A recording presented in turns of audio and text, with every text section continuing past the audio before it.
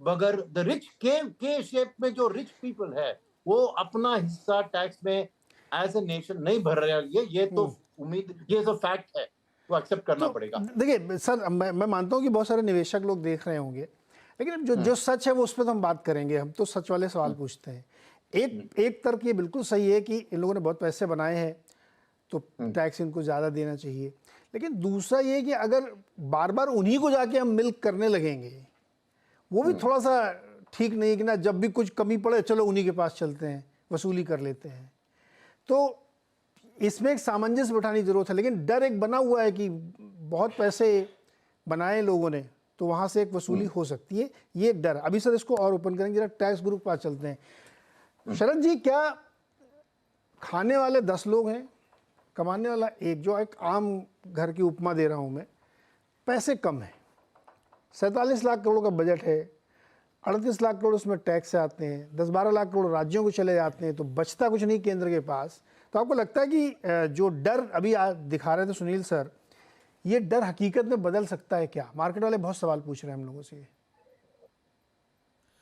देखिए नीरज, 8 करोड़ 18 लाख लोगों ने रिटर्न फाइल करी थी, ठीक है। उसमें से जो टैक्स देने वाले हैं उनकी गिनती 2 करोड़ से कम है। तो मैं अगर इसको दूसरे तरीके से कहूं तो 2 करोड़ से कम लोग, और मैं कान पे क्षमा मांगते हुए कहता हूं, पर जीएसटी हालांकि हर आदमी देता है, पर डायरेक्ट टैक्स की मैं बात कर रहा हूं, तो 2 करोड़ से कम लोग जो है वो पूरे देश को पाल रहे हैं। मैं इन्वर्टेड कॉमर्स में डाल रहा हूं और क्षमा भी साथ में मांग रहा हूं ये शब्द इस्तेमाल करने के लिए, पर क्योंकि ये कड़वी सच्चाई है तो इसको सामने लाने में कोई मुझे दिक्कत नहीं नजर आती है। तो ये बिल्कुल ठीक है। देखिए, मिडिल क्लास 2 हिस्सों में बढ़ चुकी है, मिडिल क्लास बहुत बड़ी हो चुकी है इस समय।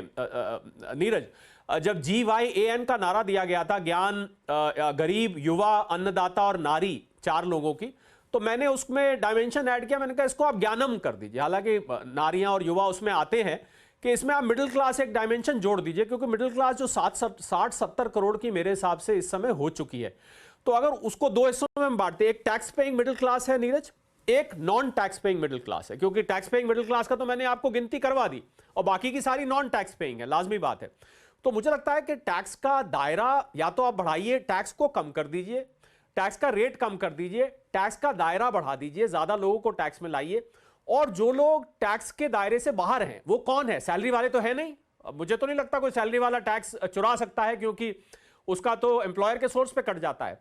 वो लोग हैं जो ये MSME सेक्टर में जो छोटे बिजनेसमैन हैं, जो लोग साल का 8 लाख, 10 लाख, 15 लाख रुपए कमाते हैं, वहां पर टैक्स इवेजन की गुंजाइश नजर आती है। वो खर्चे डाल दीजिए, ये कर दीजिए, बड़े तरीके होते हैं जिससे वो बचा देते हैं। तो मुझे लगता है ये जो व्यवहार है सैलरी और नॉन सैलरी में, जो टैक्स इवेजन के बीच में भी एक गैप है, उस गैप को भी भरने की जरूरत है। तो इसके लिए कुछ आउट ऑफ द बॉक्स सरकार को थिंकिंग लेके आनी पड़ेगी। अब टैक्स के हम अंदर जाएं तो टैक्स के अंदर आप न्यू रिजीम है, ओल्ड रिजीम है। अब ओल्ड रिजीम को 2014 से एक सेक्शन 80C है, उसको ठंडे बस्ते में पड़ा हुआ है, 1.5 लाख रुपए पे वहीं खड़ा है।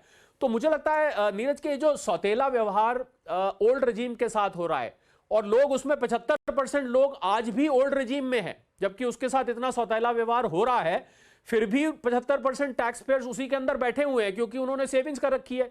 किसी ने 15 साल का PPF लिया हुआ है, किसी ने 15 साल के लिए हाउसिंग लोन लिया हुआ है, किसी ने NSC लेके बैठा है, किसी ने इंश्योरेंस पॉलिसी ली हुई है 20-20 साल की। तो उनको लगता है भैया हमने ले रखी है, जिस टाइम ली थी एजेंट बता के गया था हमको, तो हमको अब ये तो देनी है, तो कम से कम ओल्ड रिजीम में उसकी डिडक्शन का फायदा उठा लो। और ज्यादातर टैक्स पेयर्स नीरज 15 लाख रुपए से नीचे के हैं। आप ये जानते होंगे कि 90% इस देश की पॉपुलेशन, अगर हम 144-45 करोड़ आज हैं, यह आंकड़ा शायद ज्यादा लोगों को ना पता हो, आपको तो मालूम होगा, 145 करोड़ रुपए लोगों में से 90% लोग 25,000 या उससे कम प्रति माह कमाते हैं नीरज। इसका मतलब केवल और केवल 10% लोग इस देश में ऐसे हैं जो कि 25,000 रुपए से ऊपर कमाते हैं। अगर मैं इस आंकड़े को फ्लिप करके देखूं, और वो आप समझ लीजिए वो 90% गिनती कितनी बड़ी हो गई, कैलकुलेटर उठा के बहुत आसान है निकालना। तो मुझे लगता है कि आपको टैक्स का दायरा जो है वो बढ़ाना पड़ेगा। आपकी बात से मैं सहमत हूं कि कुछ लोगों से हम उन्हीं को मिल्क करते जाएं, जब हमें जरूरत हो। हमारा ये जो 38 लाख करोड़ का टैक्स रेवेन्यू है, जिसमें डायरेक्ट टैक्स का 19-20 लाख करोड़ का है, उसी को हम बढ़ाने के लिए उन्हीं लोगों के पास बार बार वापस जाएं। तो यहां पर एक out of the box thinking करने की जरूरत है, टैक्स के अंदर आपको बदलाव लाने की जरूरत है। जी, दो जो मसले हैं, एक तो ये जो कैपिटल मार्केट पे टैक्स लगाने की और मिडिल क्लास को टैक्स छूट देने की, ये दोनों आपको जायज और लगते हैं डुएबल? देखिए, कैपिटल मार्केट के ऊपर टैक्स जो है वो, अगर आप F&O की बात कर रहे हैं तो F&O को लेके बार बार, आज मुझे तो हैरानी हुई जब इकोनॉमिक सर्वे में आज F&O के ऊपर बात की गई कि साहब F&O जो है वो लोगों को बहुत ज़्यादा स्पेकुलेशन की तरफ जा रहा है, सेविंग्स वहाँ जा रही हैं और इसकी वजह से शायद निवेश भी उतना नहीं हो पा रहा है।